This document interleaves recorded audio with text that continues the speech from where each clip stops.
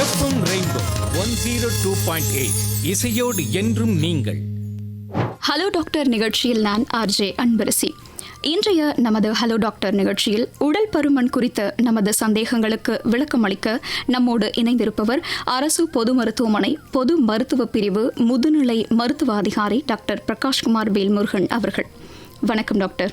அனைவருக்கும் வணக்கம் டாக்டர். முதல்ல என்னோட கேள்வி என்னன்னா, உடல் பருமன் அப்படிங்கிறது உடல் பருமன்னா என்ன, அதுக்கான அறிகுறிகள் என்னென்ன அப்படிங்கிறத எங்களுக்கு கொஞ்சம் சொல்லுங்கள் டாக்டர். உடல் பருமன்னா உடம்பில் அதிக அளவான கொழுப்பு சத்து படிதல் தான் உடல் பருமன் சொல்கிறோம். அது எப்படின்னா, நார்மலாகவே ஒருத்தவங்க வயசாக என்ன ஆகும்னா, அவங்க உடம்புல கொழுப்பு சத்து அதிகமாக படிய ஆரம்பிக்கும். அது தேவையில்லாத இடங்களில் அதிகமாக படியும் போது நம்மளோட உடல் பருமன் ஏற்படும். பொதுவாக இடுப்பு, அதுக்கு கீழே உள்ள சதைப்பிடிப்புகள், அந்த மாதிரி ஏரியா எல்லாத்துலேயுமே அந்த கொழுப்பு சத்து அதிகமாக படியும் போது அது உடல் பருமன்னு சொல்கிறோம். அது யூஸ்வலாக பிஎம்ஐன்னு சொல்லுவாங்க. கால்குலேட் எல்லாருமே வீட்டில் இருந்தே கண்டுபிடிக்கலாம். ஒருத்தவங்களோட உயரம் என்னன்னு தெரிஞ்சுக்கணும். அதாவது எவ்வளோ, பொதுவாக ஒருத்தவங்களோட உயரம் 1.7 மீட்டர் உயரம்னா அது ரெண்டாக பெருக்கிக்கும். 1.7 கூட்டல் 1.7 அதில் என்ன நம்பர் வருதோ அது கூட உங்களோட உடல் எடையை நீங்கள் வகுத்தீங்கன்னா அதில் ஒரு நம்பர் கிடைக்கும்.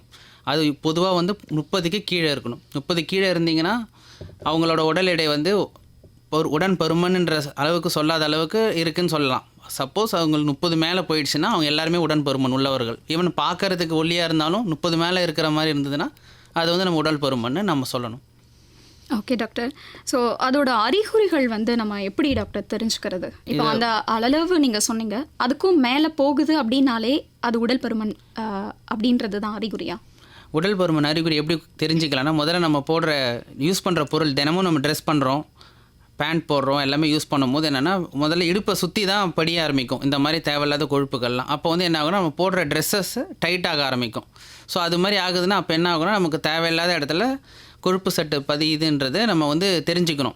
இது மெஷர் பண்ணணும்னு அவசியமே இல்லை. நம்ம எல்லாருக்குமே தெரியும், நம்ம ட்ரெஸ் ரொம்ப டைட் ஆகுதுன்னா அப்போ நம்மளுக்கு உடலில் உடல் எடை இன்க்ரீஸ் ஆகுது. ஸோ அது மாதிரி இன்க்ரீஸ் ஆகும்போது அப்போ உடம்புல தேவையில்லாத இடத்துல கொழுப்பு படியுதுன்றதை நம்ம தெரிஞ்சுக்கணும். ஸோ இப்படி தெரிஞ்சுக்கிட்டோன்னா அதுக்காக அதை குறைக்கிறதுக்கு என்னென்ன வழிமுறைகள் இருக்குன்றதை உடனே நம்ம யோசிக்க ஆரம்பிச்சிடணும். Okay doctor. ஸோ இப்போ உடல் பருமன் ஏற்படுறது அப்படின்றதுக்கு என்ன முக்கியமான காரணம் அப்படின்றத சொல்லுங்கள்.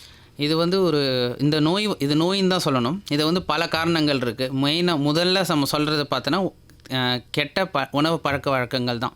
அதாவது தேவையில்லாத நேரத்தில் தேவையில்லாத சாப்பாடை சாப்பிட்றது. பொதுவாக பார்த்திங்கன்னா இப்போ பொதுவாக எல்லாருமே இந்த junk food, fast food, sweets அதிகமாக எடுத்துக்கிறது, சாட் ஐட்டம்ஸ் அதிகமாக எடுத்துக்கிறது. இதை எப்பயுமே சாப்பிட்ற உணவு கூட இதையும் சேர்த்து சாப்பிட்டாலும் இல்லை இதை மட்டுமே அதிகமாக உட்கொண்டாலும், அப்படி இல்லாத பட்சத்தில் நம்ம பொதுவாக சாப்பிட்ற உணவோட அளவு ரொம்ப தேவையில்லாத அளவுக்கு அதிகமாக எடுத்துக்கிறதுமே உடல் பருமன் ஏற்பட வாய்ப்பு இருக்குது. ரெண்டாவது, உடற்பயிற்சியே செய்யாமல் நம்ம ஒரே இடத்துல உட்காந்து வேலை செய்கிறதுக்கும் இது ஒரு முக்கியமான காரணம். ஏன்னா சாப்பிட்ட சாப்பாடு செரிக்காது. உடம்புல அதிகமாக சேர்கிற எல்லா சத்துக்களுமே கடைசியாக கொழுப்பு சத்தாக மாறி அதுவே உடல் பருமனை அதிகப்படுத்துறதுக்கு வாய்ப்பு இருக்குது. ரெண்டாவது, இன்னொரு முக்கியமான காரணம் பார்த்திங்கன்னா, ஃபேமிலி சில பேருக்கு குடும்ப வழியாகவே வரும் ஆக்சுவலாக. ஸோ அது பார்த்திங்கன்னா அப்பா, தாத்தா அவங்களோட உடல் பருமனாகவே இருக்கும். அவங்களோட ஜெனட்டிக்ஸ்ன்னு சொல்லுவாங்க. ஸோ அவங்க மூலயமாவும் சில பேருக்கு இருக்குது. மேலும் சில பேருக்கு இந்த ஹார்மோனல் ப்ராப்ளம், தைராய்டுன்னு சொல்லுவாங்க. ஸோ தைராய்டு அளவு உடம்புல சீராக இல்லாட்டினா இந்த மாதிரி உடல் பருமன் ஏற்படுறதுக்கு வாய்ப்பு நிறையா இருக்குது. சில பேர் தேவையில்லாத மருந்துகள்லாம் உட்கொள்வாங்க. வியாதிக்கு சம்மந்தம் இல்லாத மருந்துகளை உட்கொள்றதுனாலையும் உடல் பருமன் ஏற்படுறதுக்கு வாய்ப்பு இருக்குது. ஆனால் முக்கியமான காரணம்னு பார்த்தோன்னா நம்ம உணவு பழக்க வழக்கம், உடற்பயிற்சி செய்யாமல் இருக்கிறது, உட்காந்த இடத்துல வேலை செய்கிறது தான் முக்கியமான காரணமாக நம்ம சொல்லலாம். Okay doctor. ஸோ நீங்கள் உணவு பழக்க வழக்கம் அப்படின்னு சொன்னீங்க, அது உடல் பருமனை கட்டுப்படுத்துறதுக்கு ஒரு வழி, அதுக்கு ஏற்படுத்துறதுக்கான ஒரு காரணம் அப்படின்னு சொன்னீங்க. ஸோ அப்போது உணவு பழக்க வழக்கங்கள் எப்படி நம்ம உடல் பருமனை குறைக்கிறதுக்கோ இல்லை சீராக வச்சுக்கிறதுக்கோ என்னென்ன மாதிரியான வழிமுறைகளை பயன்படுத்தணும்? முதல்ல உணவு பழக்க வழக்கத்தை நம்ம சீரான நேரத்தில் சாப்பிடணும். காலையில் 8 மணிக்கு சாப்பிட்றோன்னா அதுக்கப்புறம் 12 to 1 மணி அந்த மாதிரி, இல்லை அதுக்கப்புறம் சாயந்தரம் 7 to 8 மணி, இந்த மாதிரி தினமும் சீரான நேரத்தில் கரெக்டான உணவை சாப்பிடணும். அந்த சாப்பிட்ட போக நடுவில் இருக்கிற நேரத்தில் தேவையில்லாத உணவு நமக்கு பசியே இல்லாத போது தேவையில்லாத எந்த வகையான உணவுப் பொருட்கள், சத்தான பொருட்களாகவே இருந்தாலும் தேவையில்லாமல் உட்கொள்ளக்கூடாது. நம்ம சாப்பிட்ற சாப்பாடோட அளவு என்னன்றது நமக்கு தினமும் நம்ம கண்டிப்பாக தெரிஞ்சுக்கணும். அதே அளவு தினமும் ஃபாலோ பண்ண பார்க்கணும். ஈஸியாக செரிக்கக்கூடிய சாப்பாடாக இருக்கணும். அதிகமாக எண்ணெய் சத்துக்கள் இல்லாத சாப்பாடாக இருக்கணும். காய்கறி வகைகள் தட்டில் எப்பயுமே அதிகமாக இருக்கணும். ஃப்ரைட் ஐட்டம்ஸ் எல்லாமே கொஞ்சம் கம்மி பண்ணிக்கணும். முக்கியமாக டீ காஃபி அதிகமாக குடிக்கிற பழக்கம் இருந்ததுன்னா அது கண்டிப்பாக வந்து கம்மி பண்ணிக்கணும். ஏன்னா பாலிலையும் கொழுப்பு உண்டு, அதில் ஆட் பண்ண சர்க்கரையிலையும் கார்போஹைட்ரேட் இருக்குது, அது பின்னாடி ஃபேட்டாக சேர்ந்துடும். ஸோ இது எல்லாமே வந்து உடல் எடையை வந்து இன்க்ரீஸ் பண்ணும். இது மாதிரி இல்லாமல் தினமும் 3 வேளை கரெக்டாக சாப்பிட்டு ஒரு உடற்பயிற்சி செஞ்சு அந்த மாதிரி வந்து தேவையில்லாத இந்த ஃபுட் ஐட்டம்ஸ் பசிக்காத நேரத்தில் நம்ம சாப்பிடாமல் இருந்தாலே உடல் பருமன் வரதுக்கு வாய்ப்பு ரொம்ப ரொம்ப கம்மியாயிடும். Okay doctor. ஸோ நீங்கள் இப்போது டீ காஃபி பற்றி சொன்ன உடனே நேர்களில் அத்தனை பேருக்கும் ஒரு பெரிய பதட்டமே வந்திருக்கும் அப்படின்னு தான் சொல்லணும். ஸோ அதே மாதிரி எனக்கு தெரிஞ்ச நண்பர்கள்லாம் வந்து நல்லா சாப்பிட்றவங்க இருக்காங்க. பட் அவங்களுக்குலாம் வந்து பார்த்திங்கன்னா உடல் பருமன் அப்படிங்கிறது அவ்வளவா வந்து வந்தது மாதிரி எனக்கும் வந்து தெரியல. ஸோ அதுக்கான காரணங்கள் அந்த மாதிரியான ஆட்களும் இருக்காங்களா? அதுக்கான என்ன காரணங்கள் இருக்குது? நம்ம நிறைய பேர் அது மாதிரி பார்ப்போம், பார்க்க ஒல்லியாக இருப்பாங்க, ஆனால் நிறையா சாப்பிடுவாங்க. நம்ம நினைப்போம் நம்மளோட அதிகமாக சாப்பிட்றாங்க, ஏன் உடல் எடை இன்க்ரீஸ் ஆக மாட்டேன்னு கேட்டால் அது அவங்களோட ஜெனட்டிக்ஸ். அவங்க அப்பா இல்லை அவங்க அம்மா வந்து ஒல்லியான தேகத்தை உள்ளவங்களாக இருப்பாங்க. ஸோ அதனால அவங்களுக்கு அப்படி இருக்கும். ஆனால் அதில் என்ன ஒரு விஷயம்னா, நீங்கள் அது மாதிரி அவங்க இருக்கிறதுனால அவங்க உடம்புல வந்து இந்த மாதிரி கொழுப்பு சத்து இருக்காதுன்றதெல்லாம் சொல்ல முடியாது. அவங்களுக்கும் வந்து தேவையில்லாத உணவுகளை உட்கொண்டா அதனால விளைவுகள் ஏற்பட வாய்ப்பு இருக்குது. பட் பார்க்க வந்து அவங்க குண்டாக இருக்க மாட்டாங்க, ஆனால் அதுக்கான பிரச்சனையை அவங்கள ஃபேஸ் பண்ணுவாங்க, பின்னாடி ஃபேஸ் பண்ணுவாங்க. பட் பொதுவாகவே அவங்களோட உடல்வாக அந்த மாதிரி இருக்கிறதுனால அந்த மாதிரி நமக்கு வந்து பார்க்கும்போது அவங்க வந்து இந்த மாதிரி இருக்கிறதா தெரியும். அது இல்லாமல் சில பேர் வந்து உடல் எப்படின்னா நிறையா சாப்பிடுவாங்க, அதே நேரத்தில் நிறையா வந்து உடற்பயிற்சி செய்வாங்க. ஒரு நாளைக்கு காலையில் 1 மணி நேரம், ஈவினிங் 1 மணி நேரம். தேவையில்லாத இடத்துல வாகனங்கள் பயன்படுத்துறது, லிஃப்டெல்லாம் யூஸ் பண்ண மாட்டாங்க, அதிகமாக நடக்கிறது. ஸோ இந்த மாதிரி சில பழக்க வழக்கங்களை அவங்க ஃபாலோ பண்ணுறவங்களுக்கு வந்து எப்படின்னா ஈவன் அதிகமாக சாப்பிட்டாலுமே வந்து அவங்களுக்கு வந்து ஈஸியாக செரிச்சிடும். அதனால அவங்களுக்கு வந்து உடல் எடை அதிகமாக இருக்கிற மாதிரி தெரியாது. ஓகே. ஸோ இன்றைக்கி இருக்கிற ஃபாஸ்ட் மூவிங்கில் வந்து நம்ம எல்லாருமே எங்கே போகிறதுனாலும் டக்குன்னு வண்டி பயன்படுத்துகிறோம். ஸோ அப்போ நீங்கள் வந்து நடக்கணும் அப்படிங்கிறத பிரதானமாக சொல்கிறீங்க. ஸோ அப்போ இந்த உடல் பருமனால் ஏற்படக்கூடிய விளைவுகள் என்ன அப்படிங்கிறத சொல்லுங்கள் டாக்டர். ஸோ உடம்புல வந்து நமக்கு இந்த கொழுப்பு அதிகமாக படியும் போது என்ன ஆகுனா, முதல்ல வந்து எஃபெக்ட் ஆகிறது சுகர் லெவல்ஸ் தான், ரத்தத்தின் சர்க்கரை அளவு. நம்மளோட உடம்புல இருக்க இன்சுலின் சரியாக வேலை செய்யாமல் ஆகிடும். ஸோ அதனால் என்ன ஆகணும், உடம்புல வந்து சர்க்கரை அளவு கூட ஆரம்பிச்சிடும். கொஞ்சம் கொஞ்சமாக வந்து ரத்த நாளத்தில் வந்து கொழுப்பு படிகிறதுனால பிபி ஏற ஆரம்பிச்சிடும். ஸோ கொழுப்பு சத்து அதிகமாகறதுனால கொலஸ்ட்ராலும் கூட சேர்ந்து வந்துடும். ஸோ இது வந்து உடம்புக்குள்ளார நடக்கிறது. அது இல்லாமல் உடல் எடை அதிகமாச்சுன்னா நம்மளோட மூட்டோட ஸ்ட்ரென்த்து கம்மியாகிடும், முதுகு வலிகள் அதிகமாக ஏற்பட வாய்ப்பு இருக்குது. சில பேருக்கு தூங்க ஆரம்பிக்கும் போது கொரட்டை அதிகமாக வர்றதுக்கான வாய்ப்புகள் அதிகமாக இருக்குது. ஸோ இது மட்டும் இல்லாமல் உடல் எடை அதிகரிச்சிருச்சேன்னு சொல்லி நம்ம அந்த மனசில் ஃபீல் பண்ண ஆரம்பித்தோம், அதனால் மன அழுத்தமும் வரதுக்கு வாய்ப்பு இருக்குது. ஸோ உடல் நோயும் வரலாம், மனநோயும் இதனால் வரலாம். ஓகே. ஸோ உடல் இப்போது நீங்கள் சொன்ன வழிமுறைகள் வந்து பார்த்திங்கன்னா உடல் பருமன் கொண்டவர்கள் வந்து இந்த மாதிரியான பிரச்சனைகள்லாம் சந்திக்கிறாங்க அப்படின்னு சொல்கிறாங்க. குரட்டை விடுறது இந்த மாதிரி. இந்த மன அழுத்தத்தையும் அவங்க உடல் ரீதியாக சந்திக்கக்கூடிய பிரச்சனைகளையும் தவிர்க்கிறதுக்கு என்னென்ன சிகிச்சை முறைகள்லாம் இருக்குன்னு சொல்லுங்கள். ஃபஸ்ட்டு நம்ம வந்து உடல் பருமன் அதிகமாகுது அப்படின்னு தெரிஞ்சிடுச்சுன்னா என்ன பண்ணணும்னா வந்து ஹெல்த்தியான மெத்தட்ஸ் ஃபாலோ பண்ணி நம்ம உடம்பு எடையை குறைக்கிறதுக்கு ட்ரை பண்ணணும். தேவையில்லாத மருந்துகள், தேவையில்லாத சிகிச்சை முறையெல்லாம் முதல்ல தேடுறது விட்டணும். அதுவே வந்து எப்படின்னா அதெல்லாம் ரொம்ப விலை அதிகம் உள்ள சில மருந்துகள் இருக்கலாம், சில சிகிச்சை முறைகள் இருக்கலாம். நம்ம அதை பற்றி யோசிக்கும் போதே நமக்கு மன அழுத்தம் வரலாம். ரெண்டாவது நம்ம கூட ரொம்ப பாசிட்டிவாக இருக்கிறவங்க, அதாவது நமக்கு நல்லது சொல்கிறவங்க கூட அதிகமாக மூவ் பண்ணணும். ஏன்னா நீங்கள் குண்டா இருக்கீங்கன்னு சொன்னாலே அதுவே நான் வந்து நம்மளை மைண்டில் ஃபிக்ஸ் ஆகும்போது அதுக்கான மன அழுத்தம் ஏற்பட வாய்ப்பு அதிகமாக இருக்குது. நம்ம இறங்கி நம்ம அதுக்கான வேலைகளை செய்யணும். உணவை கட்டுப்படுத்துறது, தினமும் உடற்பயிற்சி செய்கிறது, நம்மளால் முடிஞ்ச சில மாடிஃபிகேஷன்ஸ்லாம் பண்ணணும். இப்படியும் பண்ணும் போதுமே நமக்கு வந்து உடனே வந்து அதுக்கான விடைகள் கிடைக்காது. கொஞ்சம் டைம் வெயிட் பண்ணி தான் ஆகணும். அது செய்யும் போதே நமக்கு வந்து மனசு சரியில்லை, இதனால் நமக்கு வந்து தினமும் டே டு டே ஆக்டிவிட்டிஸாக அஃபெக்ட் ஆகுதுன்னு நினைக்கும் போது ஈவன் மனநல மருத்துவர் அணுகிறது கூட தப்பு கிடையாது. அதுக்கான சிகிச்சை எடுக்கும் போது அதுக்கான நம்பிக்கை தானாக வர ஆரம்பிக்கும், அதுக்கான வழிமுறைகள் நம்மளுக்கு தெரிய ஆரம்பிக்கும். Okay doctor. ஸோ இப்போ வந்து உடல் பருமன் கொண்டவர்கள் சந்திக்கக்கூடிய பிரச்சனைகள் பற்றி பார்த்தோம். இப்போ சமீப காலமாக உடல் பருமன் அதிகமாக இருக்கக்கூடிய குழந்தைகள் மற்றும் பெற்றோர்களுடைய விகிதம் அதிகரிப்பதற்கான காரணம் நம்ம நிறைய பார்த்துருப்போம். ஸோ விகிதம் வந்து அதிகமாயிட்டு இருக்கு அப்படின்றது. ஸோ அதுக்கான காரணம் என்ன அப்படிங்கிறத சொல்லுங்கள் டாக்டர். ஒரு குடும்பத்தில் பொதுவாக பெற்றோர்களை பார்த்து தான் குழந்தைகள் வளர்கிறாங்க. ஸோ பெற்றோர்கள் என்ன சாப்பிட்றாங்களோ அதை தான் குழந்தைகள் கொடுக்குறாங்க. அப்போ ஒரு குடும்பத்தில் பெற்றோர்கள் வந்து இந்த ஜங்க் ஃபுட்டு, ஃபாஸ்ட் ஃபுட்டாக இருக்கட்டும், ஸ்வீட்ஸு, இந்த மாதிரி கெட்ட உணவு பழக்கங்களை ஃபாலோ பண்ணும்போது அதையும் குழந்தைகள் பார்க்குறாங்க, அதையும் அவங்க ஃபாலோ பண்ண ஆரம்பிக்கிறாங்க. ஸோ அதனால் என்ன ஆகுதுன்னா வந்து அந்த வீடு பெரியவர்களுக்கு வந்து 40-50 வயசில் வர பிரச்சனைகள் வந்து இந்த குழந்தைங்களுக்கு வந்து 15-20 வயசுலேயே வர ஆரம்பிக்குது. உடல் பருமனும் அதிகமாக இருக்குது. முன்பு இருந்த குழந்தைகளை விட இப்போ இருக்க குழந்தைகள் வந்து ஹைட்டும் சரி வெயிட்டும் சரி ரொம்பவே ஜாஸ்தியாக இருக்காங்க. நம்ம என்ன நினைக்கிறோன்னா இந்த மாதிரி இருந்ததுன்னா அது வந்து ஹெல்த்தி அப்படின்னு நினைக்கிறோம். பட் அப்படி கிடையாது. ஒல்லியான தேகம் உள்ள குழந்தைகள், ஆக்டிவாக இருக்க குழந்தைகளுக்கும் நல்ல ஹெல்த்தியாக இருக்கிறாங்கன்னு தான் அர்த்தம். ஸோ இது வந்து தப்பான ஒரு கன்செப்ஷன். அதாவது என்னென்னா மிஸ்கன்செப்ஷன். பெரியவர்கள் வந்து குழந்தைகள் வந்து நல்லா ஹைட் அண்ட் வெயிட் இருந்தால் தான் நல்லா இருக்க குழந்தைகள் நினச்சி அவங்க அதிகமாக கொடுக்குற சாப்பாடு தான் பின்னாடி குழந்தைங்களுக்கு இந்த மாதிரி உடல் பருமன் ஏற்படுறதுக்கு வாய்ப்பு இருக்குது. அது மாதிரி ஆகும்போது பெரியவர்களை விட குழந்தைகள் வந்து மேலும் சில நிறைய பிரச்சனைகள் சந்திப்பாங்க. ஏன்னா அவங்க சின்ன வயசுலேயே இப்படி ஆகிறதுனால அவங்க வளரும் போதும் சரி, படிக்கும் போதும் சரி, நிறைய பிரச்சனைகள் வந்து அவங்களுக்கு வந்து பெரியவங்களோட அதிகமாக ஃபேஸ் பண்ணுவாங்க. Okay doctor. ஸோ இப்போது நீங்கள் பெரியவங்களும் சாப்பிட்ற உணவால் தான் வந்து குழந்தைகளுக்கும் அது அஃபெக்ட் ஆகுது அப்படின்னு சொன்னீங்க. முன்னாடி இருந்ததுக்கும் இப்போ இருந்ததுக்கும் நீங்கள் ஒரு வித்தியாசம் சொன்னீங்க இல்லையா? ஸோ அப்போ முன்னாடி நம்ம சாப்பிட்ட உணவுப் பொருட்களாக இருக்கட்டும், இல்லை நீங்கள் சொன்ன மாதிரி சத்தான உணவுகள், தானிய வகைகளாக இருக்கட்டும், இப்போ அதை எல்லாமே நம்ம வந்து பயன்படுத்தி குழந்தைகளுக்கு கொடுக்கறதும் வந்து ஒரு ஆரோக்கியமான செயல்களா? அதையே நம்ம வந்து இப்போ ஃபாலோ பண்ணலாம் அப்படின்னு சொல்லி. கண்டிப்பாக அதை தான் ஃபாலோ பண்ணணும். முன்னாடி நம்ம வீட்டில் வந்து வெளியில் அதிகமாக சாப்பிட மாட்டாங்க. அம்மா செய்கிறத தான் சாப்பிடுவாங்க. குழந்தைங்க வீட்டில் என்ன கொடுக்குறாங்களோ அதை மட்டும்தான் சாப்பிடுவாங்க. வெளியில் வாங்கி சாப்பிட்ற பழக்கங்கள் ரொம்ப ரொம்ப கம்மி. ஸோ அந்த மாதிரியான பழக்க வழக்கங்களை கொண்டு வந்தால் கண்டிப்பாக வந்து குழந்தைங்களுக்கு இப்போ இருக்கிற குழந்தைங்களுக்கு உடல் பருமன் பிரச்சனை வந்து முக்கால்வாசி சரியாக போயிடும். அது மட்டும் இல்லை, முன்பு இருந்த குழந்தைங்கள்லாம் வந்து வெளியில் போய் அதிகமாக விளையாடுவாங்க. ஸோ சாப்பிட்டதை நல்லா செரிக்கும். அதனால அவங்க உடல் எடை நல்லா சீராக இருக்கும். இப்போ இருக்க குழந்தைங்கள் வந்து இந்த டெக்னாலஜி, ஃபோனு, கம்ப்யூட்டர் அதிகமாக யூஸ் பண்ணுறதால வெளியில் போய் விளையாடுறதுல ஆர்வம் காட்ட மாட்டாங்க. உணவு பழக்கத்தையும் எடுத்துகிட்டு நல்லா வெளியே போய் விளையாடணுன்ற என்கரேஜ்மெண்ட்டையும் பெற்றோர்கள் கொடுத்தாங்கன்னா கண்டிப்பாக இப்போ இருக்கிற குழந்தைங்களும் வந்து நல்லாவே ஹெல்த்தியாக வருவாங்க. அதில் எந்த டவுட்டும் கிடையாது. Okay doctor, thank you. இன்றைக்கு நம்ம நிகழ்ச்சியில் உடல் பருமன் பற்றி தான் நம்ம நிறைய கேள்விகள் வந்து கேட்டுக்கிட்டு இருக்கோம். அரசு பொது மருத்துவமனை பொது மருத்துவ பிரிவு முதுநிலை மருத்துவ அதிகாரி டாக்டர் பிரகாஷ் வேல்முருகன் அவர்கிட்ட தான் நம்ம நிறைய கேள்விகள் கேட்டு தெரிஞ்சுக்கிட்டு இருக்கோம். ஸோ நேயர்களே, அடுத்ததாக நம்ம நிகழ்ச்சியில் டாக்டர் கிட்ட கேட்க போகிற கேள்வி, டாக்டர் நீங்கள் ஏற்கனவே எங்களுக்கு நிறைய விளக்கங்கள் கொடுத்தீங்க. இதில் ஒரே ஒரு முக்கியமான எனக்கு தோணுன ஒரு கேள்வி, அதிக எடையோட வந்து குழந்தைகள் பிறக்கதற்கான காரணங்கள் என்ன அப்படிங்கிறதையும், இதை தவிர்ப்பதற்கு கருவுற்ற பெண்கள் என்னென்ன நடவடிக்கைகள் மேற்கொள்ள வேண்டும் அப்படிங்கிறதையும் சொல்லுங்கள் டாக்டர். ஒரு கருவுற்ற பெண்கள் வந்து என்ன ஆகுனா, அவங்க அம்மா சாப்பிட்றாங்க. ஸோ அவங்களோட சாப்பாடு வந்து அது குழந்தைகளுக்கு போய் சேருது.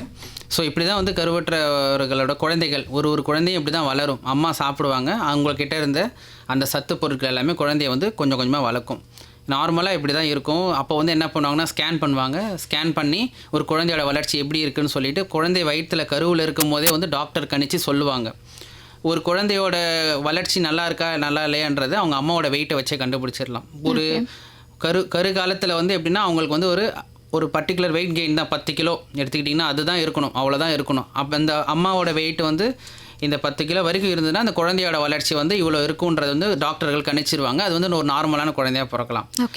இப்படி இல்லாமல், அதாவது அதிகமாக கருவில் குழந்தை இருக்கும்போது அவங்களோட அம்மாவோட வெயிட் வந்து ரொம்ப அதிகமாக கூட்டிகிட்டே போகுது அப்படின்னா அம்மாவுக்கே வந்து உடல் பருமன் ஆகுதுன்னு அர்த்தம். ஸோ அந்த மாதிரி இருக்கிறவங்களுக்கு வந்து குழந்தையும் வயிற்றில் வந்து கொஞ்சம் பெருசாக இருக்கிறதுக்கு வாய்ப்பு அதிகமாக இருக்குது.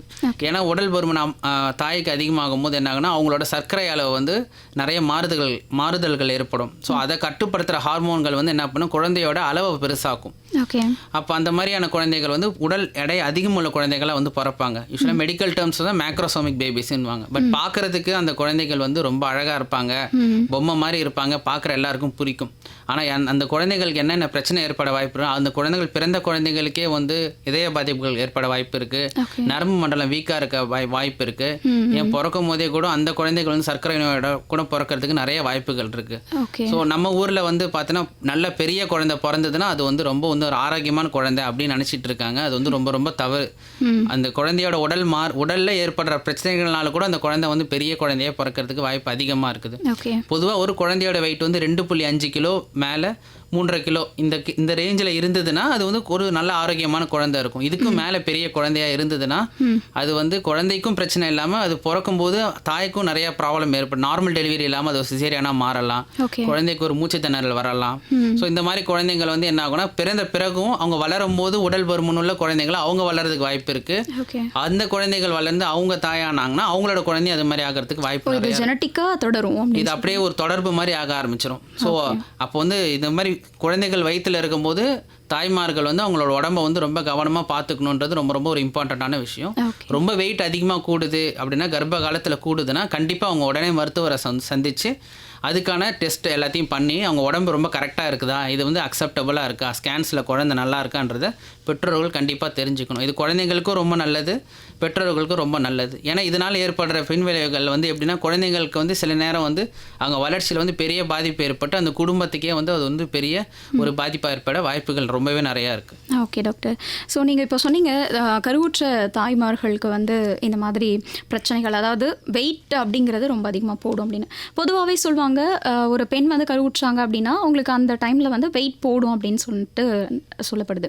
ஸோ அப்படி இருக்கும்போது அதிகமான வெயிட் அப்படின்றத எப்படி நாங்கள் வந்து ஒரு கருவுற்ற தாய்மார்கள் தெரிஞ்சுக்க முடியும்? இதை தெரிஞ்சுக்கணுன்னா நம்ம வந்து முதல்ல கருவுற்ற தாய்மார்கள் அனைவரும் ரெகுலராக செக்கப் போகணும். அதனால தான் நம்ம வந்து நம்மளோட பொது மருத்துவத்திலே என்ன சொல்லுவாங்கன்னா, ரெஜிஸ்டர் பண்ணிடணும். ஸோ ப்ரெக்னெண்ட்டாக இருக்காங்க தெரிஞ்சு ரெஜிஸ்டர் பண்ணிவிட்டு அவங்க ரெகுலர் செக்கப் ஏன் வர சொல்கிறாங்கன்னா, காரணம் அவங்க வெயிட்டை தெரிஞ்சுக்கிறதுக்கு தான். ஓகே. அவங்க ஒரு தடவையும் ஹாஸ்பிட்டல் உள்ளார வரும்போது அவங்க எவ்வளோ வெயிட் இருக்காங்கன்றத செக் பண்ணிக்கிட்டே இருப்பாங்க. அது வந்து அதை குறித்து அவங்களோட மருத்துவர் வந்து அதை பார்த்துக்கிட்டே வருவாங்க. ஸோ அதில் வந்து அக்செப்டபுளாக இல்லாமல் ரொம்ப வந்து அதிகமான வெயிட் அதிகமாக இருந்தாலும் சரி, அதே நேரத்தில் வெயிட் ரொம்ப கம்மியாகுதுனாலும் அது வந்து மருத்துவரை வந்து உடனே உஷார்படுத்திடும். ஏதோ ஒரு தப்பு நடக்குதுன்றது மருத்துவருக்கு கண்டிப்பாக தெரியும். அவர் உணவு உட்கொள்றத கம்மியாக இருந்தாலும் சரி, அதிகமாக இருக்கிறதாலும் சரி, எது வேணா இருக்கலாம், இல்லை சத்து குறைபாடுகள்னால கூட இருக்கலாம், ஏற்பட வாய்ப்பு இருக்குது. இந்த மாதிரி வந்து அவங்க ரெகுலர் செக்கப் போனால் மட்டும்தான் வந்து இந்த மாதிரியான பாதிப்புகள்லாம் ஏதாவது வருமா வராதான்றதை அவங்களால சொல்ல முடியும். ஸோ இதனால தான் வந்து எல்லாருமே வந்து பொதுவாக வந்து கருவுற்ற உடனே வந்து மருத்துவர் வந்து கண்டிப்பாக வந்து அணுகணும். வீட்டில் இருந்து பார்க்குறதெல்லாமே வந்து நம்ம வந்து இனிமேல் வந்து அதெல்லாம் வந்து என்கரேஜ் பண்ணவே கூடாது. Okay doctor. ஸோ நீங்கள் ஒரு விஷயம் சொன்னீங்க டாக்டர், கர்ப்பகாலத்தப்போ வந்து பெண்களுக்கு வந்து ஸ்கேன் பண்ணும்போதே வந்து அந்த குழந்தைகளுடைய உடல் பருமனை பற்றி தெரிஞ்சுக்க முடியும் அப்படின்னு சொல்கிறீங்க.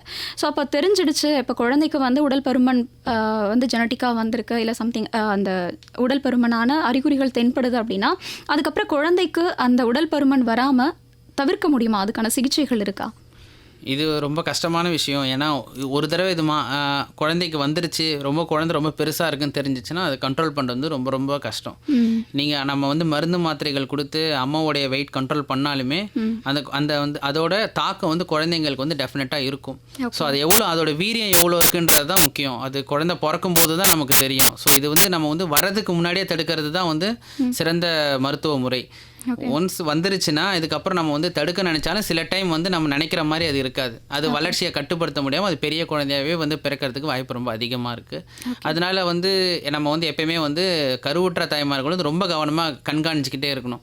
அவங்க சாப்பிட்ற உணவு முறையிலேருந்து அவங்க ப்ரெக்னெண்ட்டாக இருக்காங்க, அவங்க கேட்குறாங்க, ஆசைப்படுறாங்க, கொடுக்கணும், எல்லாமே சாப்பிட்லாம். பட் ஆனால் அதுக்கும் ஒரு அளவு இருக்குது. அளவுக்கு மீறினால் நஞ்சு தானே. ஸோ அதனால் அவங்களுக்கும் அப்படி தான். அது அந்த குழந்தைக்கு ரொம்பவே பாதிப்பு. அம்மா வந்து டெலிவரிக்கு பின்னாடி அவங்க நார்மலாகி அவங்களோட வேலையை ஆரம்பிச்சுறாங்க. பட் ஆனால் அந்த குழந்தையோட நினச்சி பாருங்கள், அது கடைசி வரைக்குமே கூட அந்த மாதிரி பெரிய குழந்தையா இல்லை ஒரு உடல் பருமன் உள்ள குழந்தையா வந்து வளரும். ஸோ வளரும் போது அது நிறையா விளைவுகளை வந்து ஃபேஸ் பண்ணிக்கும் அந்த குழந்தை. Okay doctor. ஸோ இப்போ நீங்கள் சொன்னீங்க குழந்தை வந்து வளர வளர வந்து உடல் பருமனால் நிறைய ப்ராப்ளத்தை வந்து ஃபேஸ் பண்ணுவாங்க அப்படின்னு. ஸோ அப்படி வளர்ந்த குழந்தைகளையோ வளர்ந்துக்கிட்டு இருக்க குழந்தைகளையோ வந்து பெற்றோர்களும் உறவினர்களும் எப்படி வந்து அவங்கள கையாளலாம் அப்படிங்கிறத சொல்லுங்கள். முதல்ல குழந்தைங்க கிட்ட வந்து அவங்க கிட்ட இந்த உடலில் வந்து இந்த பிரச்சனை இருக்குன்றத டிஸ்கஸ் பண்ணாலும் அதை திரும்பி குத்தி காட்டி பேசக்கூடாது. நீ இது பண்ணுறது, நீ இப்படி சாப்பிட்றதால தான் நீ குண்டா இருக்க, நீ இதை பண்ணுறதால தான் குண்டா இருக்க, நீ குண்டா இருந்தால் இந்த மாதிரி பண்ணக்கூடாது, நெகட்டிவாக பேசக்கூடாது. குழந்தைங்க கிட்ட வந்து இது ஓகே, இது ஒரு பிரச்சனை இருக்குன்றதை தெரிவிக்கணும். கண்டிப்பாக குழந்தைங்க தெரிஞ்சுக்கணும். அதுக்கான மாறுதல்கள் என்னன்றது பாசிட்டிவாக, அதாவது அவங்கள வந்து ரொம்ப வந்து காயப்படுத்தி அதை வந்து குத்தி காட்டாமல், அதாவது அவங்க உணவு வழக்கங்களில் வந்து சின்ன சின்ன மாற்றல்களை முன்னாடி ஏற்படுத்துறது, அவங்க கூட வந்து அதிக நேரம் செலவிடுறது, இந்த மாதிரி ஆச்சுன்னா என்னென்ன ஆகுன்றதை வந்து அவங்களுக்கு வந்து பொறுமையாக உட்காந்து பேசி அவங்களுக்கு புரிய வைக்கணும் குழந்தைங்களுக்கு. ஏன்னா அவங்க குழந்தைகள் பெற்றோர்கள்ட்ட மட்டும் இல்லை, வெளியிலேருந்து பார்க்குறவங்க கூட ஒரு குழந்தைய கிண்டல் பண்ணலாம். குழந்தைய கிண்டல் பண்ணுறதால அவங்க வந்து மனசில் வந்து மனதளவில் பாதிப்பு ஏற்பட வாய்ப்பு இருக்குது. அந்த மாதிரி குழந்தைங்களை வந்து யாராவது கிண்டல் பண்ணுறாங்களோ கேலி பண்ணுறவங்களையோ நமக்கு தெரிய வந்தாங்கன்னா கண்டிப்பாக குழந்தைங்க வந்து அவங்க கூட பழகிறதையே கூட நம்ம தவிர்க்க வைக்கணும். அப்படி பண்ணால் மட்டும்தான் குழந்தைங்க வந்து மனதளவில் வந்து இந்த மன ரீதியான பிரச்சனைகளை ஃபேஸ் பண்ணாமல் இருப்பாங்க. இல்லைனா குண்டாக இருக்காங்கன்றதுக்காக சில பேர் குழந்தைங்களை அடிப்பாங்க, கிண்டல் பண்ணுவாங்க. இந்த மாதிரி பிரச்சனைகள்லாம் நடக்கும்போது என்னாங்கன்னா குழந்தைங்க சின்ன வயசுலேருந்தே வந்து மன அழுத்தம் ஏற்படுறதுக்கு வாய்ப்பு அதிகமாக இருக்குது. நாள் பின்ன என்ன ஆகுனா அவங்க நம்ம சொல்கிறதையே கூட கேட்காம நம்ம எல்லாருமே இப்படி தான் பண்ண போகிறாங்கன்னு சொல்லிட்டு எந்த ஒரு கட்டுப்பாடுமே இல்லாமல் அவங்க இஷ்டத்துக்கு போகிறதுக்கு கூட வாய்ப்பு நிறையா இருக்குது. ஓகே. ஸோ பெற்றோர்கள் என்ன பண்ணணும்னா இந்த பழக்க முறைகள் மட்டும் இல்லை, அவங்களுக்கு உடற்பயிற்சி, ஏதாவது ஒரு நல்ல விளையாட்டு, பர்டிகுலராக வந்து நீச்சல் பயிற்சி, அது வந்து ரொம்ப உடம்புக்கு ரொம்ப நல்லது. ஓகே. அவங்கள ஒரு வாக்கு இல்லை அவங்களுக்கு பிடிச்ச ஏதாவது ஒரு விளையாட்டு தினமும் விளையாட வச்சு அவங்கள வந்து என்கரேஜ் பண்ணுறது. ஓகே. ஜெயிக்கிறாங்க தோக்குறாங்கன்றதை விட அவங்க தினமும் விளையாடுறாங்க, ஒரு 1/2 மணி நேரம் 1 மணி நேரம் விளையாடுறாங்க, படிப்பு மட்டும் இல்லை உடம்பு ரொம்ப முக்கியன்றதை புரிய வச்சாலே பெரும்பாலான குழந்தைகள் வந்து அவங்களுக்கு வந்து அந்த நம்பிக்கை கிடச்சி, நான் நிறைய குழந்தைகளை பார்த்துருக்கேன், பிறந்து வளரும் போது குண்டாக இருப்பாங்க, அவங்க பேரண்ட்ஸ் வந்து இழைக்கணுன்றதுக்காக அவங்கள கூட்டிகிட்டு போய் ஏதாவது ஒரு விளையாட்டில் சேர்த்து விடுவாங்க. ஒரு 6 மாதத்தில் பார்த்தீங்கன்னா அந்த இந்த குழந்தைன்ற அலையாலுமே தெரியாத அளவுக்கு நல்ல உடம்பு நல்லா ஃபிட்டாக மாறி வர குழந்தைங்களாம் நான் பார்த்துருக்கேன். குழந்தைங்களுக்கும் இந்த விளையாட்டு மேலே ஒரு நல்ல ஆர்வம் வரும், குழந்தை நல்லா ஆரோக்கியமாக வளர ஆரம்பிப்பாங்க. கண்டிப்பாக பழக்க முறைகள்லேயே நிறைய சேஞ்சஸ்லாம் பெற்றோர்கள் கண்டிப்பாக வந்து உணர்வாங்க. Okay doctor. ஸோ ரொம்ப அற்புதமான விஷயம் சொன்னீங்க. ஸோ இப்போது பெற்றோர்கள் வந்து இந்த உடல் பருமன் கொண்ட குழந்தைகளுக்கு வந்து நம்பிக்கை கொடுத்தாலே அவங்க கண்டிப்பாக அதிலேருந்து மீள முடியும், சமூகத்தில் சிறந்தவங்களாக வளர முடியும் அப்படின்னு சொல்லியிருக்கீங்க. Okay doctor. ஸோ நிறைய விஷயம் பேசிட்டோம், இன்னும் தொடர்ந்து பேசலாம். நேயர்களே, இன்றைய நமது ஹலோ டாக்டர் நிகழ்ச்சியில் ஒபேசிட்டி அப்படின்னு சொல்லக்கூடிய உடல் பருமன் பற்றின நம்மளுடைய சந்தேகங்கள் எல்லாத்தையும் டாக்டர் கிட்ட கேட்டு தெரிஞ்சுக்கிட்டு இருக்கோம். இன்னும் நிறைய கேள்விகளும் அதுக்கான பதில்களையும் டாக்டர் கிட்ட கேட்டு தெரிஞ்சுக்கலாம்.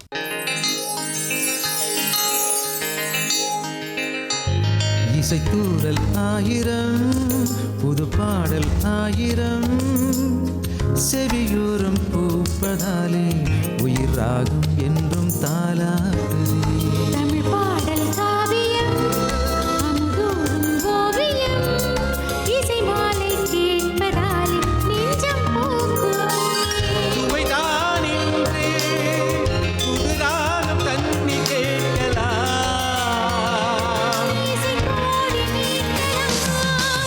ஆகாஷ்வாணி இசையோடு நீங்கள் F1 Rainbow 102.3 ஆகாஷ்வாணி இசையோடு நீங்கள் F1 Rainbow. எஃப்எம் ரெயின்போ 102.8 இசையோடு என்றும் நீங்கள். ஹலோ டாக்டர் நிகழ்ச்சியை கேட்டுக்கிட்டு இருக்கீங்க. இதில் எஃப்எம் ரெயின்போ புதுவை 102.8. இன்றைக்கு நம்ம நிகழ்ச்சியில் ஒபேசிட்டி பற்றின நம்மளுடைய கேள்விகளுக்கு விளக்கம் அளிச்சிட்ருக்காங்க பொது மருத்துவ பிரிவு முதுநிலை மருத்துவ அதிகாரி டாக்டர் பிரகாஷ் வேல்முருகன் அவர்கள். டாக்டர், நீங்கள் இப்போ சொன்னீங்க இந்த உடற்பயிற்சி வந்து செய்ய வைக்கணும், குழந்தைகளை வந்து விளையாட வைக்கணும் அப்படின்னு சொல்லிட்டு. அப்போ பார்த்தீங்க உடற்பயிற்சி அப்படின்ற கட்டத்துக்கு வந்துட்டோம் அப்படின்னா, நார்மல் வெயிட் இருக்கிறவங்க செய்யக்கூடிய உடற்பயிற்சிக்கும் உடல் பருமன் இருக்கிறவங்க செய்யக்கூடிய உடற்பயிற்சியும் ஒரே மாதிரி தானா, இல்லை வந்து அது வேறுபட்டதா? உடற்பயிற்சின்னு எடுத்துக்கிட்டோன்னா முதல்ல சொல்லுவேன், நம்ம நார்மலாக இருக்கிற உடம்புல இருக்கவங்களே வந்து எப்படின்னா டே 1 நம்ம ஸ்டார்ட் பண்ணும் போது அது வந்து ரொம்ப ஹெவியாக பண்ணக்கூடாது. எந்த ஒரு ஒர்க் அவுட்டுமே உடனே குறைக்கிறேன், உடம்பு ரொம்ப ஸ்ட்ராங்காக வச்சுக்கணும்னு சொல்லிட்டு எப்போயுமே வந்து எப்படின்னா படிப்படியாக தான் வந்து அதோட இன்டென்சிட்டி இன்க்ரீஸ் பண்ணணும். அப்படி இருக்கும்போது இது வந்து உடல்வாகு நார்மலாக இருக்கிறவங்களே இப்படி பண்ணணும். சப்போஸ் அதுமாரி பண்ணலன்னா என்ன ஆகும்னா, நமக்கு வந்து இந்த தசை நார்களில் வந்து கிழிச்சல் ஏற்பட வாய்ப்பு இருக்குது, எலும்பில் கூட சில பாதிப்புகள்லாம் ஏற்பட வாய்ப்பு இருக்குது, கீழே விழுந்து அடிப்பட வாய்ப்பு இருக்குது. ஸோ இந்த மாதிரி வந்து நார்மலான உடல்வாகு உள்ளவர்களுக்கு இந்த மாதிரி பிரச்சனைகள்லாம் அதிகமாக இருக்கும். அப்படி இருக்கும்போது உடல்வாகு அதிகமாக இருக்கும் போது பார்த்தா பொதுவாகவே அவங்களுக்கு வந்து ஜாயிண்டெல்லாம் வந்து கொஞ்சம் வீக்காக இருக்கும். ஏன்னா அவங்களோட உடல்வாகை வந்து அவங்க அந்த தாங்கிறதுக்கான கெப்பாசிட்டி வந்து ஜாயிண்ட்டுக்கு வந்து ரொம்ப கம்மியாக இருக்கும். அவங்களுக்கு அடிக்கடி முதுகு வலி, பிற வலிகள்லாம் ரொம்ப அதிகமாக இருக்கும். சீக்கிரமாக டயர்டாகக்கூடிய உடம்பு வகை உள்ளவர்களாக இருப்பாங்க அவங்கெல்லாம். ஸோ அவங்களுக்கு வந்து நம்ம எப்படின்னா ஒரு எக்ஸசைஸு இல்லை ஒரு உடற்பயிற்சி நம்ம ஆரம்பிக்கும் போது ரொம்ப வந்து கொஞ்சம் கிராஜுவலாக ஸ்லோவாக ஸ்டார்ட் பண்ணணும். எதுவுமே வந்து நம்ம வந்து எடுத்த உடனே வந்து ரொம்ப அதிகமான ஒரு கவுன்சிலை கொடுக்கறது, வெயிட் அதிகமாக தூக்கிறது, ஸ்ட்ரெச்சிங் அதிகமாக பண்ணுறதுலாம் பண்ணக்கூடாது. நாளுக்கு நாள் வந்து அதை வந்து இன்க்ரீஸ் பண்ணிக்கிட்டே போகணும். தினமும் வந்து அதை வந்து ஒரு கன்சிஸ்டண்ட்டாக ஒரு 1/2 மணி நேரமோ இல்லை 1 மணி நேரமோ பண்ண என்கரேஜ் பண்ணணும். இதே மாதிரி வந்து ஒரு மாதம் இடைவேளையில் அவங்க வந்து செஞ்சாங்கன்னா நார்மலாக உடல்வாகு உள்ளவங்களுக்கும் உடல் பருமன் உள்ளவங்களுக்குமான அந்த உடல் வலிமை வந்து ஈக்குவலாகவே தான் இருக்கும். ஸோ அதில் வந்து எந்த டிஃப்ரென்ஸும் இருக்காது. இவங்களால என்னென்னலாம் பண்ண முடியுமோ அது அவங்களாலையும் பண்ண முடியும். ஆனால் அப்படி பண்ணும்போது சில விஷயங்கள்லாம் வந்து நம்ம வந்து கேர்ஃபுல்லாகவே இருக்கணும். ஏன்னா அவங்க கீழே தடுக்கி விடுறதுக்கு வாய்ப்பு இருக்குது. கீழே விழுந்து அவங்களுக்கு வந்து உடல்வாக வெயிட் அதிகமாக இருக்கிறதுனால அவங்களுக்கு வந்து உடம்புல காயங்கள் வந்து வீரியம் வந்து அதிகமாக இருக்கிறதுக்கான வாய்ப்புகள் இருக்குது. ஸோ இதெல்லாம் தான் நம்ம மனசில் வச்சுக்கணும். அவங்க உடல் அளவு ஸ்ட்ராங்காக இருந்தாலுமே வந்து அவங்களுக்கு வந்து ஏதாவது ஒரு சின்ன ஒரு அசம்பாவிதம் நடந்தால் அவங்க உடம்புல வந்து ரொம்ப பெரிய பாதிப்பு ஏற்படாதவாறு அவங்கள வந்து உடம்புக்கு வந்து நம்ம வந்து உடற்பயிற்சி செய்யறதுக்கு வந்து அந்த மாதிரி தான் நம்ம என்கரேஜ் பண்ணணும். மற்றபடி 2 பேருமே ஈக்குவலாக பண்ணலாம். நீங்கள் பண்ணுறீங்கன்றதுக்காக நானும் போட்டிக்காக வந்து ஃபுல்லாக வந்து என்னால் எவ்வளோ முடியுமோ அவ்வளோ பண்ணி நம்ம வந்து நம்மளே வந்து நம்மளோட கஷ்டமான நிலைமையில வந்து கொண்டு போய் விடக்கூடாது. அதனால் உடற்பயிற்சி கொடுக்குறவங்களுக்கே அவங்களுக்கு ஆல்ரெடி வந்து இந்த மாதிரி சில இன்ஸ்ட்ரக்ஷன்ஸ்லாம் இருக்கும். ஈவன் மருத்துவர்களும் அதை தான் சொல்லுவாங்க. முதல்ல ஸ்டார்ட் பண்ணும்போது வாக்கிங்கில் ஸ்டார்ட் பண்ண தான் எல்லாருமே சொல்லுவாங்க. அப்போ தான் வந்து நம்ம கால் தான் வந்து முதல்ல வந்து உடம்புல ரொம்ப ஸ்ட்ராங்காக இருக்கணும். ஸோ நம்ம கால் வந்து நல்லா வலிமையாக இருந்துச்சுனாலே, உடம்பை தாங்குற அளவுக்கு வலிமையாக இருந்துச்சுனாலே உடலில் இருக்க மற்ற பகுதிகளுமே வந்து அதுக்கு ஏற்ற மாதிரி அட்ஜஸ்ட் ஆக ஆரம்பிச்சிடும். அதுக்கப்புறம் நம்ம ஆசைப்படுற மாதிரி நம்ம வந்து ஸ்ட்ரெச்சிங் எக்ஸசைஸோ இல்லை நமக்கு என்னென்ன விளையாட்டுக்கெல்லாம் பிடிக்குமோ அதுமாரி பண்ணலாம். ஆனால் பொதுவாக உடல் எடை அதிகமாக இருக்கும் போது நம்ம இந்த ஷட்டில் கார்க்குன்னு சொல்லுவாங்க, பேட்மிண்டன் விளாட்றது, பேஸ்கெட் பால் விளாட்றதுலாம் கொஞ்சம் முன்னாடி ஸ்டேஜில் வந்து அவாய்ட் பண்ணிக்கிறது ரொம்ப நல்லது. ஏன்னா அவங்களோட மூட்டுக்கு வந்து அது பாதிப்பு ஏற்பட வாய்ப்பு அதிகமாக இருக்கும். அது மாதிரி இல்லாமல் வாக்கிங், ரன்னிங், ஜிம் இந்த மாதிரி சில விஷயங்கள்லாம் வந்து நம்ம வந்து தாராளமாக பண்ணலாம். ஆனால் ரொம்ப உடலை வந்து வருத்தி சோர்வாக்குற அளவுக்கு பண்ணாமல் ஓரளவுக்கு அவங்களால தாங்கிக்கூடிய அளவுக்கு மட்டும்தான் இதெல்லாம் பண்ணணும். ரொம்ப வந்து அதிகமாக பண்ண என்ன ஆகுனா அவங்க உடம்புலேயே கூட என்ன ஆகுனா சில காயங்கள் ஏற்பட வாய்ப்பு இருக்குது. அந்த மாதிரி சில காயங்கள் ஏற்பட்டால் உடல் பருமன் இருக்கும்போது அது ஆறுறதுக்கான நாட்கள் வந்து ரொம்ப அதிகமாக எடுத்துக்கும். அதுமாதிரி முழுசாகவும் குணமாகிறது வந்து ரொம்ப ரொம்ப கஷ்டமாயிடும். அதனால என்ன ஆகும்னா அவங்க வந்து ரெஸ்ட் அதிகமாக எடுக்க ஆரம்பிப்பாங்க, திருப்பி உடல் பருமன் ரொம்ப அதிகமாக ஆரம்பிக்கும். ஸோ இதை நம்ம மனசில் வச்சுக்கிட்டு தான் வந்து நம்ம வந்து இந்த மாதிரி வந்து ஒரு உடற்பயிற்சி வந்து ஒரு பிளானை வந்து நம்ம எப்பயுமே ஃபிக்ஸ் பண்ணிக்கணும். ஓகே, சராசரியாக ஒருத்தவங்க இருக்கிறவங்களுக்கும் உடல் பருமன் இருக்கிறவங்களும் வந்து உடற்பயிற்சி செய்யும்போது ரொம்ப கவனம் அதிகமாக தேவைப்படுது அப்படின்னு சொல்கிறீங்க டாக்டர். இந்த மாதிரி உடற்பயிற்சி தொடர்ந்து செய்கிறாங்க இல்லையா, ஸோ அவங்களுக்கு வந்து நான் ஒரு சிலரை பார்த்துருக்கேன், அவங்க வந்து உடல் பருமன் இருக்கிறவங்க தான். பட் இருக்கிற ஒரு சிலரில் வந்து அவங்களோட உடம்பு வந்து ஆட்டோமேட்டிக்காக வந்து நல்ல ஃப்ளெக்சிபிள் இருந்த மாதிரி இருக்கிறவங்களையும் நான் பார்த்துருக்கேன். ஸோ அது எப்படி சாத்தியம் அப்படிங்கிறத சொல்லுங்கள். உடம்புல வந்து வளரும் போது எல்லாருக்குமே இருக்கிறது ஒரே ஜாயிண்ட் தான், ஒரே மாதிரியான அமைப்பு தான் உடம்புல. ஸோ அதில் எந்த வித்தியாசமும் இருக்காது. ஆனால் வந்து அவங்க தொடர்ந்து பயிற்சி பண்ணிகிட்டே இருக்கிறதால தினமும் வந்து அவங்க 1 மணி நேரம் 2 மணி நேரம் கன்சிஸ்டண்ட்டாக அந்த பயிற்சி பண்ணுறதால என்ன ஆகுனா அவங்களோட உடம்புல இருக்க எலும்புகளோட வலிமை வந்து ரொம்ப ஸ்ட்ராங்காக ஆக ஆரம்பிக்கும். ஏன்னா அவ்வளோ வெயிட் தாங்குற எலும்பு வந்து பார்த்திங்கன்னா பொதுவாக வீக்காக இருக்கும். பட் இவங்க எக்ஸசைஸ் பண்ணுறதாலே வந்து ரொம்ப ஸ்ட்ராங்காக ஆரம்பிக்கும். ஸோ அந்த மாதிரியான ஒரு ஸ்ட்ராங்கான எலும்பு அமைப்பு யாருக்கு இருந்தாலுமே சரி, அவங்களால வந்து நீங்கள் சொல்கிற மாதிரி ஒரு பெண்டிங்கு, ஒரு ஸ்ட்ரெச்சிங் இதெல்லாம் வந்து ரொம்ப ஈஸியாக பண்ண முடியும். இது எல்லாமே வந்து உடலை வச்சு எதுவுமே டிசைட் பண்ணுறது இல்லை, அவங்களோட பயிற்சி அவங்களோட மனநிலையை பொறுத்து தான். இதை பண்ணணும்னு அவங்க முடிவு பண்ணிவிட்டு அவங்க தொடர்ந்து பண்ணும்போது அதுக்கான பயிற்சி அவங்க பண்ணும்போது அவங்க உடம்பு வந்து அதுக்கு தானாகவே ஒத்துழைக்கும். அதுக்கு வந்து உடல் பருமனெல்லாம் அது ஒரு தடையே கிடையாது கண்டிப்பாக. Okay doctor. ஸோ இப்போது நம்ம தொடர்ந்து உடல் பருமன் இருக்கிறவங்களை பற்றி நம்ம பேசிக்கிட்டு இருக்கோம். இதில் ஒரே ஒரு சின்ன டவுட் என்னென்னா, உடல் பருமன் இருக்கிற மாதிரியே உடல் வந்து ஒரு சிலர் என்ன தான் சாப்பிட்டாலும் அவங்களுக்கு வந்து வெயிட்டே விழாது. ஸோ நான் ஒல்லியாகவே இருக்கேனே அப்படின்னு சொல்லிட்டு ஒரு சிலர் நினைப்பாங்க. ஸோ அதுக்கான காரணம் என்ன? அதுக்கும் உடல் பருமனுக்கும் ஏதாவது கனெக்ட் பண்ண முடியுமா? இதுவும் ஒபேசிட்டி சம்மந்தமாக வரும். ஒபிசிட்டி இது நம்ம உடல் பருமன் வந்து ஒபிசிட்டின்னு சொல்கிறோம். இதுமாதிரி உடல் ஒல்லியாக ரொம்ப ஒல்லியாக இருக்க தேகத்தை வந்து நம்ம வந்து மால் நியூட்ரிஷனே சொல்லலாம். அதாவது என்னென்னா சத்து குறைபாடு உள்ளவர்களே நம்ம வந்து சொல்லிடலாம். ஸோ அதுவும் நமக்கு எவ்வளோ கெடுதலோ அதே மாதிரி மால் நியூட்ரிஷன் உடல் ஒல்லியாக இருக்கிற தேகத்தும் ரொம்ப ரொம்ப ரொம்ப சிக்கல் ஏற்படுத்த வாய்ப்பு அதிகமாக. ஏன்னா அவங்களுக்கு வந்து சராசரியாக இருக்கிறத விட சக்தி ரொம்ப உடல் சக்தியும் சரி உடல் வலிமையும் ரொம்ப கம்மியாக இருக்கும், எதிர்ப்பு சக்தி ரொம்ப கம்மியாக இருக்கும். அவங்களாலேயும் எந்த ஒரு ஆக்டிவிட்டியும் வந்து செய்ய முடியாது. ஸோ இந்த மாதிரி இருக்கும்போது நிறைய பேர் நம்மக்கிட்ட வந்து கேட்பாங்க, நான் ரொம்ப எப்பயுமே ஒல்லியாகவே இருக்கிறேன்னே, எனக்கு மட்டும் என் வெயிட் ஏற மாட்டேங்குது அப்படின்னு கேட்கும்போது முதல்ல வந்து நம்ம வந்து திருப்பியும் என்ன பண்ணோம், அவங்களோட உணவு பழக்க முறைகளை தான் நம்ம பார்க்கணும். என்ன சாப்பிட்றாங்க, ஒழுங்காக சாப்பிட்றாங்களா அப்படின்னு சொல்லி பார்க்கணும். நிறைய பேருக்கு எப்படின்னா நிறைய பேருக்கு வயிற்றுல பூச்சியெல்லாம் இருக்க வாய்ப்பு அதிகமாக இருக்குது. ஸோ நம்ம சாப்பிட்ற சாப்பாட்டில் இருக்கிற சக்தியெல்லாம் வந்து அந்த பூச்சிகள் வந்து எடுத்துக்கும். அதனால் நம்மளோட உடம்புல வந்து வெயிட் ஏறவே ஏறாது. இது ஒரு கைண்ட் ஆஃப் இருக்கும். இன்னொரு வந்து அவங்க உடம்புக்கு சாப்பிட்ற சாப்பாடோட அவங்க பண்ணுற பயிற்சியோட அளவு இல்லை நடக்கிறது போகிறது அவங்களோட வேலை வந்து ரொம்ப அதிகமாக இருக்கும். ஸோ அது எல்லாமே அவங்க எடுத்துரும். ஸோ இது ஒரு மாதிரி இருக்குமோ. இன்னும் சில பேருக்கு வந்து குடும்ப வழியாகவே அவங்க அம்மா வந்து ரொம்ப ஒல்லியாக இருப்பாங்க, அவங்க அப்பா ஒல்லியாக இருப்பாங்க. ஸோ அதனால் அவங்களும் ஒல்லியாக இருப்பாங்க. அவங்க வந்து கொஞ்சம் ஒரு வயது வர வரைக்கும் அந்த மாதிரி இருந்துக்கிட்டே இருப்பாங்க. பட் அதுக்கப்புறம் அந்த ஹார்மோனல் சேஞ்சஸ்லாம் ஏற்பட அவங்களோட ஃபுட்டில் கொஞ்சம் மாற்றம் ஏற்பட வந்து இவங்களுக்கு வந்து வெயிட் இன்க்ரீஸ் ஆகிறதுக்கு வாய்ப்பு அதிகமாக இருக்குது. ஆனால் வெயிட் இன்க்ரீஸ் பண்ணுன்றதுக்காக வந்து நம்ம வந்து கெட்ட உணவு முறைகளை வந்து நம்ம கண்டிப்பாக வந்து பின்பற்றவே கூடாது. ஓகே அது வந்து வெயிட் இன்க்ரீஸ் பண்ணாலும் நமக்கு தேவையில்லாத சில இந்த கொழுப்பு சத்தெல்லாம் ஏற்றி அதனால வந்து அவங்களுக்கு வந்து நிறைய பாதிப்புகள் ஏற்பட வாய்ப்பு நிறையா இருக்குது. இப்போல்லாம் பார்த்தோன்னா குண்டாக இருக்கிறவங்களோட ஒல்லியாக இருக்கிறவங்களுக்கு ஹார்ட் ப்ராப்ளம் வருது, நரம்பு பிரச்சனைகள் வருது, நிறைய ப்ராப்ளம்லாம் வருது. ஸோ உடல் எடை வந்து நம்ம வந்து ப்ராப்பராக இன்க்ரீஸ் பண்ணணும். ஓகே அதே நேரத்தில் பார்த்தீங்கன்னா உடம்புல என்ன பிரச்சனை இருக்குன்றத முதல்ல நம்ம பரிசோதனை பண்ணி தெரிஞ்சுக்கணும், மருத்துவர்கிட்ட போய் காட்டணும். எல்லா இடத்துலையும் எல்லா மருந்தையும் வாங்கி நம்ம சாப்பிடக்கூடாது. ஓகே இவங்க சொல்கிறாங்க அவங்க சொல்கிறாங்கன்னு சொல்லி அந்த மாதிரி சில கெட்ட பழக்க முறைகள்லாம் ஃபாலோ பண்ண ஆரம்பித்தோன்னா இது வந்து பெரிய பிரச்சனையில் போய் முடிஞ்சிடும் ஆக்சுவலாக. Okay doctor. ஸோ இப்போது இன்னொரு கேள்வி டாக்டர், தைராய்டால் வந்து வரக்கூடிய ஒபேசிட்டியை எப்படி டாக்டர் ஓவர் கம் பண்ணுறது? இது நிறைய பேர் கேட்கக்கூடிய ஒரு கேள்வியாக இருக்கும். எனக்கு நிறைய பேர் தைராய்டால் ஒபேசிட்டி வந்து ஃபாலோ ஸோ பாதிக்கப்படுறாங்க இல்லையா? ஸோ அதை எப்படி ஓவர் கம் பண்ணுறது? இது எப்படி பொதுவாக கண்டுபிடிக்கிறோன்னா, ஒரு கிளினிக்கு வந்து ஒரு ஃபீமேலாக இருக்கட்டும் மேலாக இருக்கட்டும் வரும்போது குண்டாக இருப்பாங்க. அவங்க வந்து என்ன சொல்லுவாங்கன்னா வந்து முதல்ல வரும்போது எனக்கு வெயிட்டு தான் அதிகமாக விழுதுன்னு சொல்லுவாங்க. ஸோ நாங்கள் வந்து வெயிட் ஒருத்தவங்களுக்கு அதிகமாக ஆகுது, உடல் எடை ரொம்ப அதிகமாகிட்டே போகுது அப்படின்னா நான் முதல்ல யூஸ்வலாக நாங்கள் செக் பண்ணுறது வந்து சுகர், ரத்த சர்க்கரை அளவு, அதுக்கப்புறம் தைராய்டு தான் பார்ப்போம். ஓகே தைராய்டுக்கு வந்து அந்த ஒரு தன்மை இருக்குது, உடம்பை வந்து ஃபுல்லாக கண்ட்ரோல் பண்ணுற தன்மை வந்து தைராய்டுக்கு இருக்குது. தைராய்டு அளவு சீராக இருக்கும் போது உடலில் இருக்க ஃபங்க்ஷன்ஸ் எல்லாமே வந்து ரொம்ப சீராக இருக்கும்.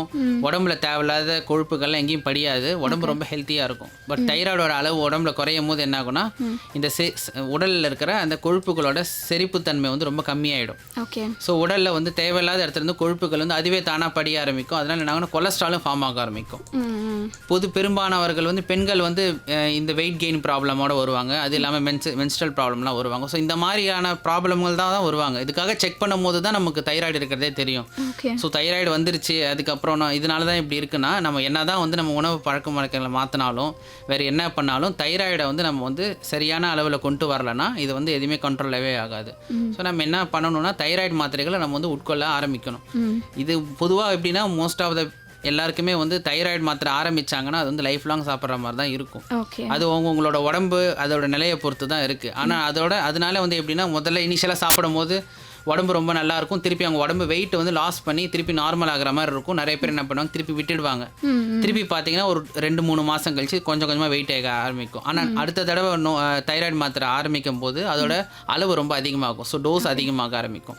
தைராய்டை பொறுத்த வரைக்கும் எப்பயுமே வந்து எப்படின்னா ஒரு தடவை டெஃபிஷியன்சி வந்துச்சுன்னா அதுக்கப்புறம் தொடர்ந்து நம்ம கண்காணிக்கிறது தான் ரொம்ப ரொம்ப நல்லது.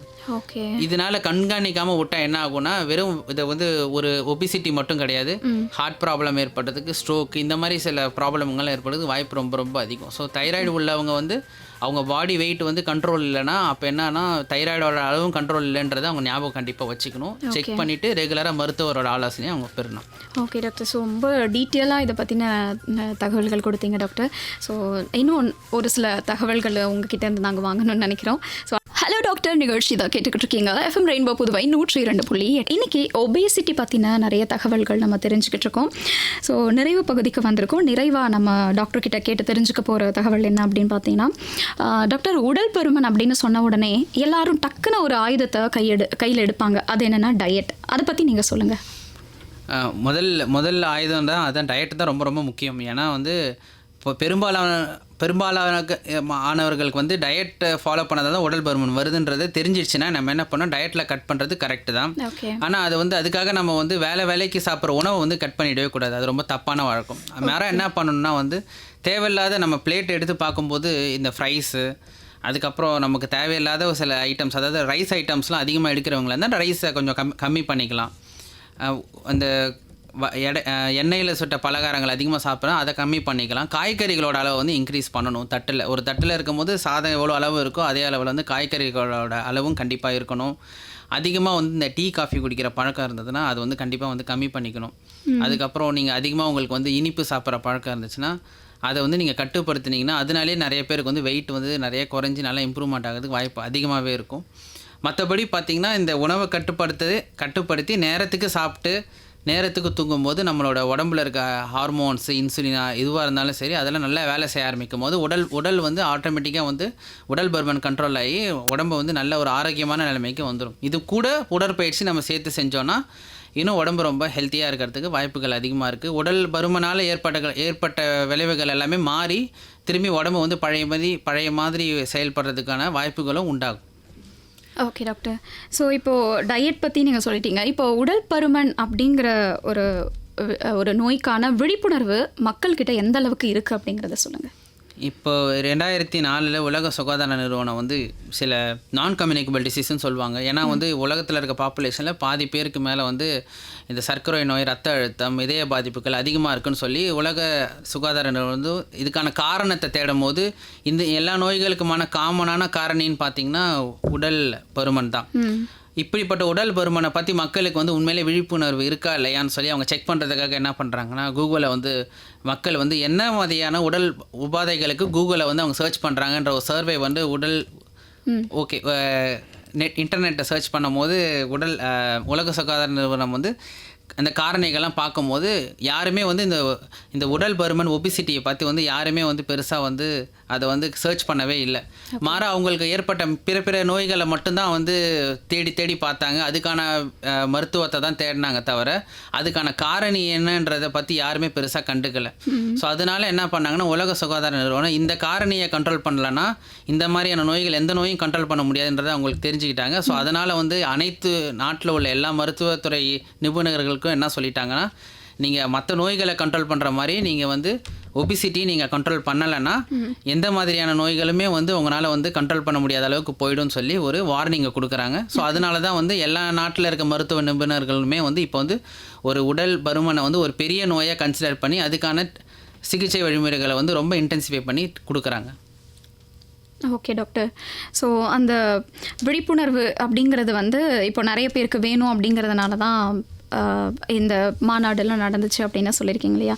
ஸோ அந்த உலக சுகாதார அமைப்பு வந்து 2004 உடல் பருமனை ஒரு நோயாக அங்கீகரிச்சது அப்படின்னு சொன்னாங்க. ஸோ அதுக்கான காரணம் வந்து அவங்க எல்லாரும் சர்ச் பண்ணது இதெல்லாம் வச்சு தான் அப்படின்றீங்களா? சரி, ஓகே டாக்டர். ஸோ இப்போது நம்ம உடல் பருமன் கட்டுப்படுத்துறதுக்கு மேற்கொள்ள வேண்டிய நடவடிக்கைகள் என்னோட நிறைவான கேள்வி. உடல் பருமனை கட்டுப்படுத்த மேற்கொள்ளப்பட வேண்டிய நடவடிக்கைகளில் உடல் பருமனுக்கு உண்டான நவீன சிகிச்சை முறைகள் பற்றி சொல்லுங்கள் டாக்டர். இப்போ நவீன சிகிச்சை முறைகள் பார்த்திங்கன்னா மருந்துகள் மட்டும் கிடையாது, நிறையா வந்து அறுவை சிகிச்சை முறைகள் வந்துருச்சு. அதுதான் வந்து இப்போ அதிகமான ஆட்கள் வந்து நாட ஆரம்பிக்கிறாங்க. ஏன்னா ஆனாலும் என்னென்னா அது வந்து ரொம்ப வந்து ஒரு காஸ்ட்லியான ட்ரீட்மெண்ட்ஸ் தான் எல்லாமே. ஒரு சாதாரண குடும்பத்திலேருந்து பிறந்து ஒருத்தரவங்கனால வந்து அதுக்கெல்லாம் வந்து அவ்வளோ செலவு பண்ணி பார்க்குறதுல ரொம்ப ரொம்ப கஷ்டம். ரெண்டாவது நம்ம அதை பார்க்குறதுக்கு வந்து ஏன்னா நம்ம டிவியில் பார்க்குற நட்சத்திரங்கள்லாம் அதை ஃபாலோ பண்ணுறாங்க, நம்மளும் அதை பண்ணலாமே, இவங்க இப்படி மாறினாங்க நம்மளும் அப்படி மாறலாமேன்னு சொல்லி நம்ம அதை பண்ணும்போது பெரும்பாலும் வந்து நம்ம முன்னாடி நம்ம கண்ணு முன்னாடி தெரியறதை மட்டும் தான் பார்க்குறோம். அதுக்கான பின்விளைவுகள் வந்து எல்லா ட்ரீட்மெண்ட்டுக்குமே ஒரு பின்விளைவுகள்னு ஒன்று உண்டு. இதெல்லாமே எதுவுமே வந்து ஒரு நேச்சுரல் ட்ரீட்மெண்ட்டே கிடையாது. அதனால நிறைய நம்மளோட உடல் செரிமான பாதைகளை நிறைய சில மாறுதல்கள்லாம் ஏற்படுத்தி தான் வந்து நம்ம உடல் எடையை கட்டுப்படுத்துகிறாங்க. ஸோ அப்படி இருக்கும்போது வந்து அவங்களுக்கு வந்து உடம்புக்கு தேவையான சக்தியெல்லாம் இழக்கிறதுக்கு கூட வாய்ப்பு நிறையா இருக்குது. ஈவன் சிகிச்சை முறையை போதே கூட நிறைய பேர் உயிரிழப்பு ஏற்படுறதுக்கு கூட வாய்ப்புகள் அதிகமாகவே இருக்குது. அப்படிப்பட்ட ஒரு ட்ரீட்மெண்ட் நம்ம எடுக்க போகிறோன்னா மருத்துவர் வந்து முன்னாடி நம்ம ஆலோசித்து முடிஞ்ச அளவுக்கு அந்த மாதிரி ட்ரீட்மெண்ட்டை தவிர்த்து வேறு ஏதாவது நல்ல முறையில் நம்ம உடலை வந்து கட்டுப்படுத்த முடியுமான்றதை முதல்ல யோசிக்கணும். எதுவுமே கட்டுப்படுத்த முடியாத நிலைமைக்கு போகும்போது தான் மருத்துவரே வந்து நிறைய நேரங்களில் வந்து உங்களை வந்து இந்த மாதிரி சில சிகிச்சைகள் எடுத்துக்க சொல்லும் போது நம்ம அது மாதிரி பண்ணாலும் இதுக்கான பின்விளைவுகள் வந்து எப்பயுமே நமக்கு உண்டுன்றதை நம்ம வந்து நம்மளோட ஞாபகத்தில் கண்டிப்பாக வச்சுக்கணும். அப்படி இல்லாமல் நம்மக்கிட்ட இருக்குது நம்ம செய்வோம்னு சொல்லி நம்ம ட்ரை பண்ணோன்னா அது பின்னாடி வந்து பெரிய பிரச்சனை ஏற்படுறதுக்கு வாய்ப்பு ரொம்ப அதிகமாக இருக்குது. ரெண்டாவது அது வந்து ஒரு தவறான ஒரு எண்ணம். அதை மட்டும் வச்சு நம்ம வந்து மற்ற பழக்க வழக்கங்கள்லாம் வந்து நம்ம எப்படி வேணாலும் இருந்து பின்னாடி நம்ம பார்த்துக்கலான்ற ஒரு எண்ணத்துக்கு நம்ம வரவே கூடாது. Okay doctor. ஸோ இப்போது இந்த சிகிச்சை முறையை பயன்படுத்தணும் அப்படின்னாலே கண்டிப்பாக மருத்துவரோட ஆலோசனை இருந்தால் தான் பண்ணணும் அப்படின்னு சொல்கிறீங்க. Okay doctor. நிறைவாக எங்களோட நேயர்களுக்கு நீங்கள் சொல்ல விரும்புகிறது என்ன டாக்டர்?